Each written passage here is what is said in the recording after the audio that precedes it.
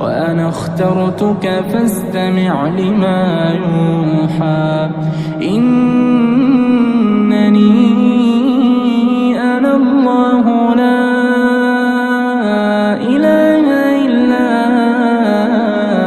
أنا فاعبدني وأقم الصلاة لذكري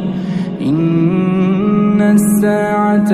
آتية أكاد أخفيها لتجزى كل نفس بما تسعى فلا يصدنك عنها من لا يؤمن بها واتبع هواه فتردى.